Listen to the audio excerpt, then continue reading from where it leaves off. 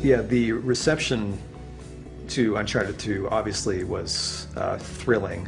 Nice.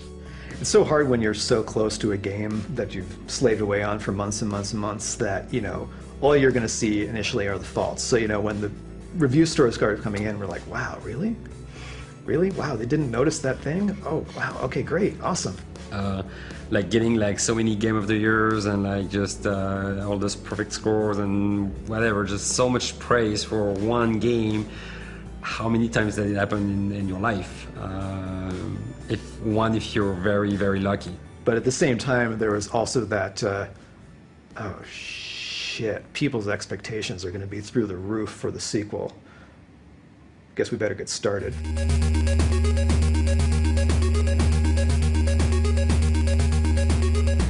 Okay, so we just wanted to go through everything now that we have everybody here and just sort of see where everything stands, because we had the marketing meeting last week. Everybody loves the direction of the trailer. Nobody had any real changes except for, you know, just make it look pretty and get it finished. So at this point, we're just going to try to start nailing down some of the details. We feel like people are interested in what we're going to do next. And so we wanted to make a piece that sort of suggested, like, this is where the game is going.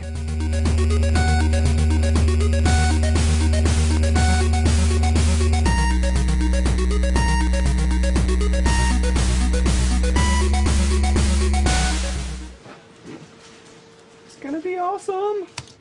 Obviously, the teaser is kind of a big deal, so a lot of my energy is going into that. But yeah, it's a little terrifying, to be honest. There's a lot more pressure now on us than I think there ever has been.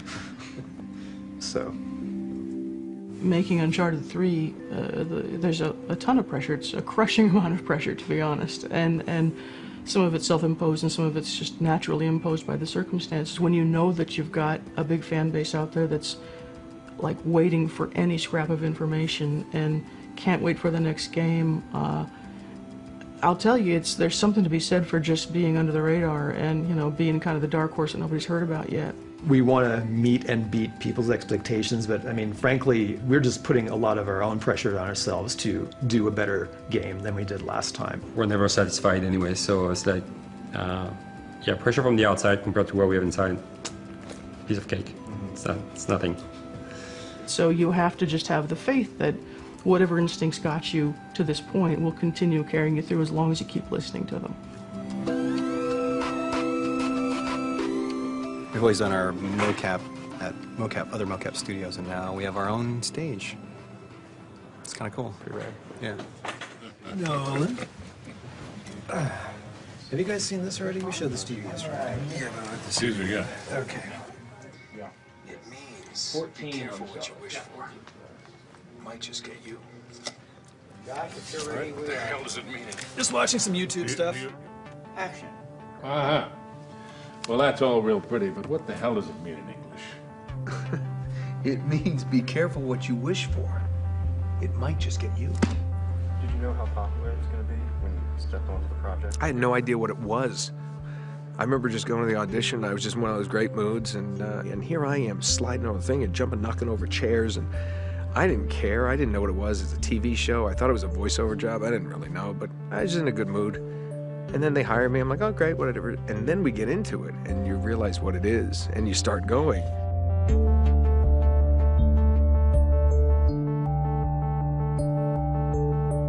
And then it's like, and then you realize, and then you're having so much fun.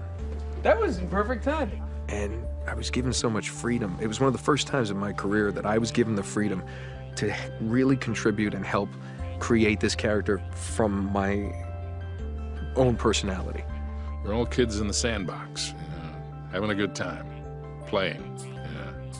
And that's why, you know, the old name of, the old title of actors was players.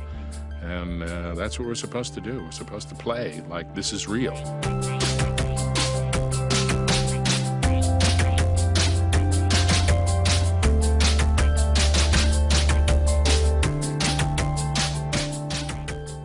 And people love it so much. And they're like, I mean, the greatest game I've ever played. You know, it's incredibly flattering. And like I said, it's the best job I've ever had in 15 years in this business. Television, film, doesn't matter. There's nothing better than this. All men dream, but not equally. Anything different in tone, though? Was that getting a little crusty, It's a crusty? little too dreamy, I think. All men dream. Yeah, well, yeah, But be not careful. equally. Careful about don't get too crusty, because this is the first time Drake's voice is going to be heard in this trailer that's going out at the Spike VGAs, basically. So you want to make sure it's all recognizable. Well, I would say we're both excited and worried about our approach to the trailer and how the audience might react to it. You know, in the midst of a lot of other quick-cut trailers and trailers that may be focusing on the visceral experience, doing something that was more of a vignette that had a mood to it is both maybe a positive thing because it may make us stand out, but a risk because it may make us stand out in the wrong way, right? That's always the concern, is you want to be going off in a direction that's bold, but, you know, you're rolling the dice. This I did.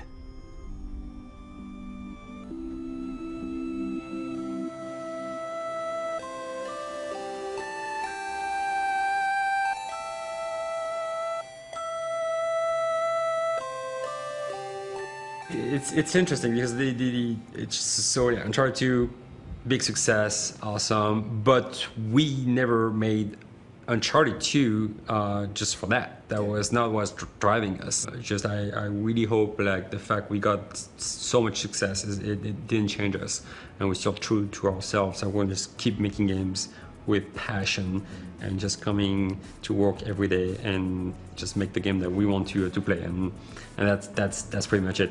What comes after that, we'll see.